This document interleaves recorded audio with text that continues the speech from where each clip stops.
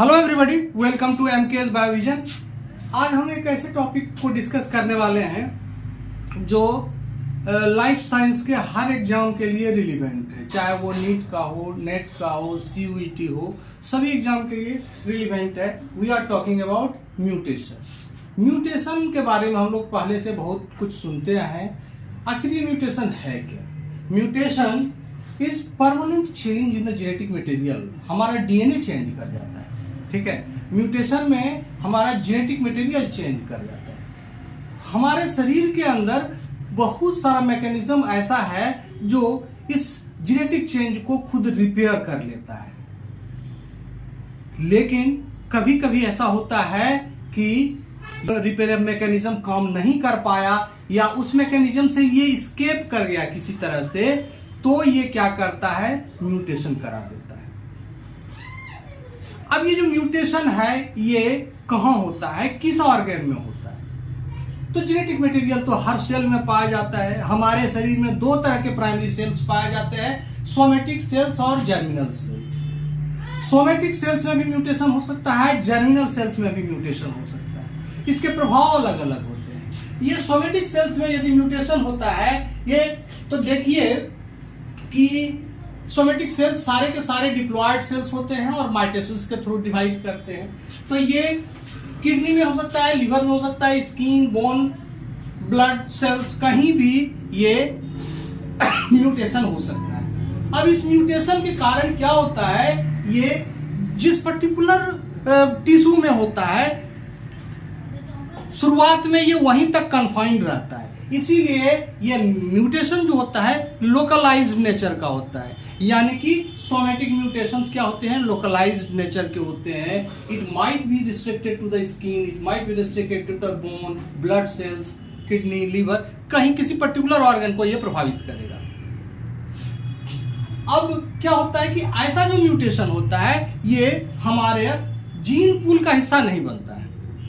Gene pool का हिस्सा नहीं बनता है यानी कि किसी इंडिविजुअल तक रिस्ट्रिक्टेड रहता है। इंडिविजुअल के भी किसी खास ऑर्गन तक रिस्ट्रिक्टेड रहता है। ये हमारे जीन पूल का हिस्सा नहीं बनता है, इसीलिए ये एक जनरेशन से दूसरे जनरेशन में ट्रांसफर नहीं होता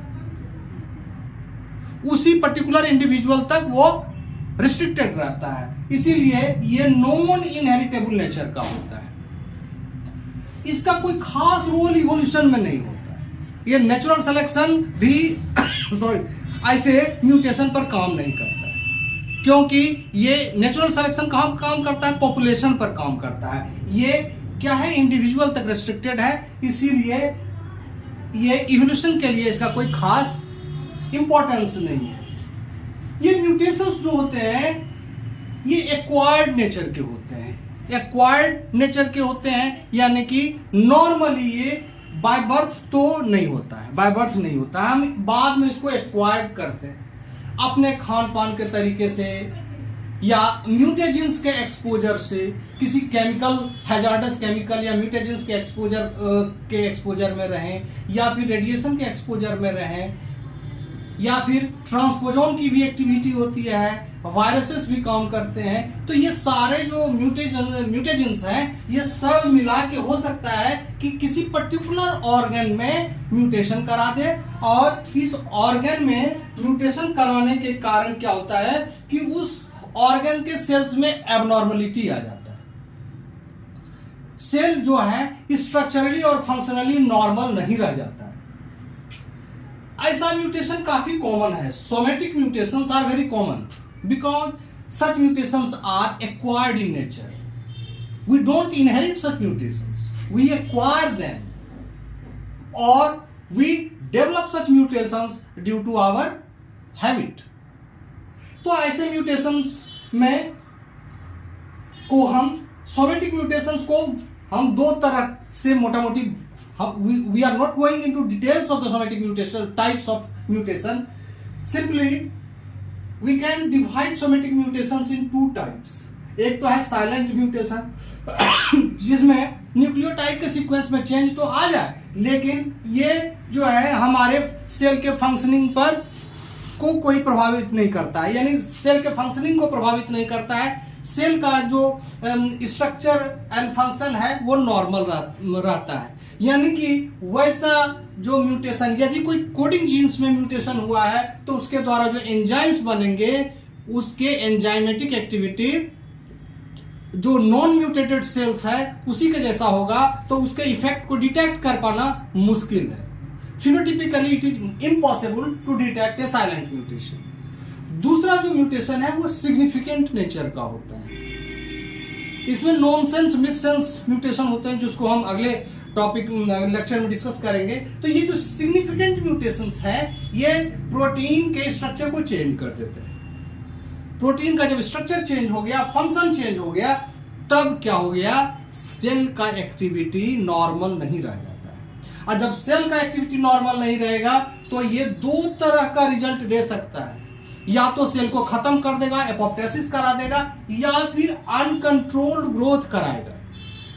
यानी कि ये क्या करेगा, हाइपरप्लासिया कराएगा और it will create a neoplasm sorry it will create a neoplasm, यानी कि कैंसर को प्रोड्यूस करता है। Cancer is nothing but accumulation of mutations. हम लोग पहले भी जानते हैं कि कैंसर के कई स्टेज होते हैं, 1 2 3 4, तो कई स्टेज जो होते हैं हर तरह के कैंसर का। तो इसमें क्या होता है कि हर स्टेज को हम कैसे आइडेंटिफाई करते हैं। These stages are defined by the level of mutation और accumulation of mutation at level. उस लेवल पर कोई खास म्यूटेशन का एक्यूमुलेशन होता है जिसके द्वारा खास तरह के प्रोटीन बनने लगते हैं। उसी प्रोटीन को हम डिटेक्ट करते हैं और कहते हैं कि ये कैंसर इसी स्टेज में पहुंच गया। अब हम जर्मिनल म्यूटेशन की बात करते हैं। जर्मिनल म्यूटेशन वो होते हैं जो हैप्लॉइड सेल्स में होते हैं, यानी एग और स्पर्म में होते हैं। तो इस तरह का जो म्यूटेशन होता है ये ओकेजनल होता है। ये सोमेटिक वाले कॉमन होते हैं, जबकि germinal mutations are very rare, sporadic in nature, यत्र तत्र कहीं हो जाता है। अब ये ओकेजनल है, प्लस ये हेरिटेबल नेचर का होता है। हेरिटेबल ऑब्वियसली यदि स्पर्म में हो जाए, ओवा में हो जाए म्यूटेशन, तो ये हेरिटेबल है। यानी कि देखिए ये म्यूटेशन यहां चला आया, जायगोट में भी चला आया, और जायगोट के बाद होल बॉडी में each and every cell will get affected by this abnormal genetic material. यहां हर सेल में ये सेम डिफेक्टिव जेनेटिक मटेरियल आ जाएगा। All the cells of the body is affected, सभी। तो इस सिस्टेमिक नेचर का हो जाता है, सिस्टेमिक नेचर का हो जाता है, यानी कि सभी में आ जाता है। इस तरह का म्यूटेशन जो है नेचुरल सिलेक्शन या इवोल्यूशन में बड़ा ही क्रूशियल रोल प्ले करता है। It plays a definite role in the natural selection या इवोल्यूशन प्रोसेस में, क्योंकि ये क्या करता है कि such mutations becomes the part of our gene pool. ये हमारे आगे का जितना भी जनरेशन आएगा उसमें ये जाएगा और इस तरह से ये हमारे इसको प्रभावित करेगा। अब हम देखते हैं कि ये तो मान लीजिए इसमें दो तरह की बात हो सकती है। यदि मान लीजिए जायगोट में म्यूटेशन हुआ और जायगोट क्या करेगा, क्लीवेज होगा, फिर एम्ब्रियोजेनेसिस के बाद 3 लेयर बनेगा, एक्टोडर्म, एक्टो, इंडो और मीजोडर्म। यदि किसी एम्ब्रियोनिक लेयर में ये म्यूटेशन क्या करता है, को प्रभावित करता है, development of any of the embryonic layer is affected by this mutation, this leads to congenital defect. Congenital defect करता है, यानी कि डिफेक्ट बाय बर्थ।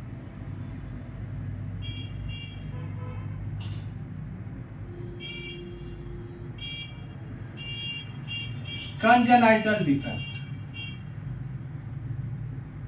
यानी कि जो फीटस होगा उसमें डेवलपमेंटल एबनॉर्मलिटी पाया जाएगा।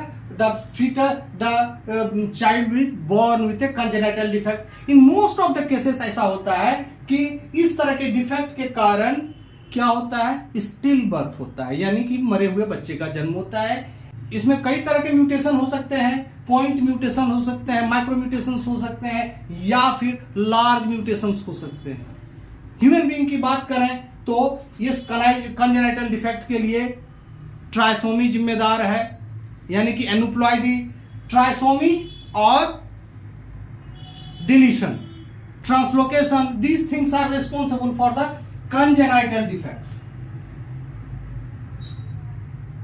And if the person with this mutation spreads in the population में आ जाता है,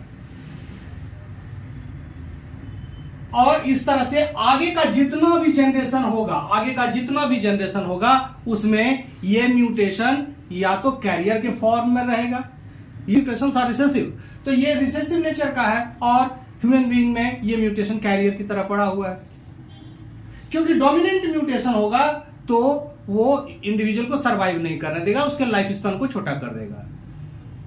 it might result into the foetal death as well as it will shorten the life span of an individual. I think कि आज के discussion से हम लोग ने सोमेटिक और जर्मिनल म्यूटेशन को अच्छी तरह से समझा। आप मेरे चैनल को सब्सक्राइब कीजिए, इसमें आपका कुछ नहीं जाएगा लेकिन ये मेरे लिए एक बड़ा फायदा होगा। Okay, thank you.